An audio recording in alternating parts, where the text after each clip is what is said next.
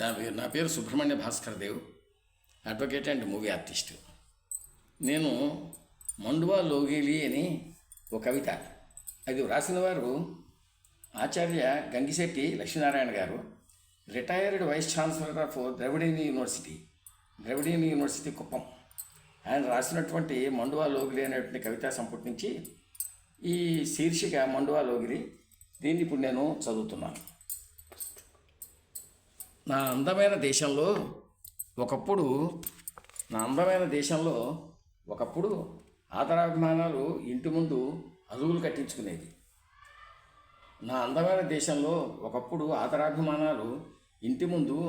కట్టించుకునేది.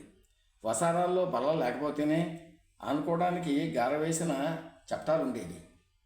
ఆప్యాయంగా చాపలు పరుచుకునేవి. ఏ గోప్యతలు లేవు.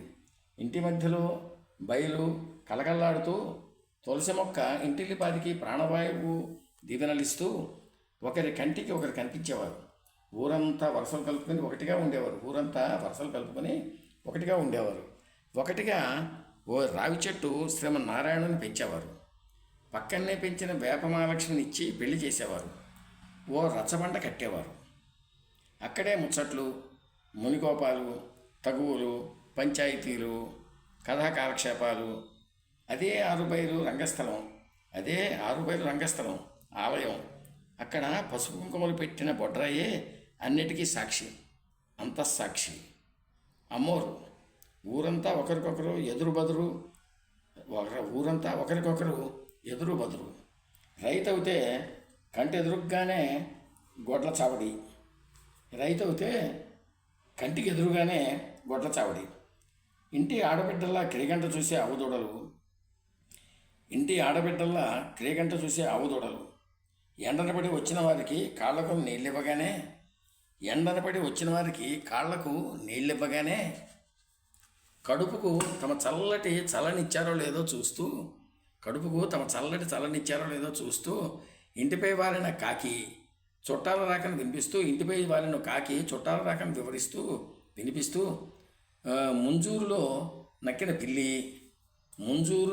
పిల్లి పాపపుణ్యాలను గణిస్తూ ఇక్కడ మనిషి పశువు పిట్ట కలిసి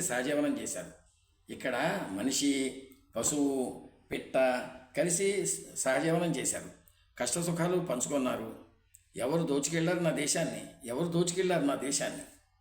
ఎవరు లూటీ చేశారు నా నాగరికతని? ఏ మ్యూజియంలో దాచారు మా మండువా లోగిలిని? ఇది అక్టోబర్ 17లో ప్రచురించినటువంటి ఉత్తమ కవితగా సుశీల నారాయణ రెడ్డి అవార్డు పొందినటువంటి కవిత. ఆచార్య గంగిశెట్టి లక్ష్మీనారాయణ గారు రాసినటువంటి కవిత.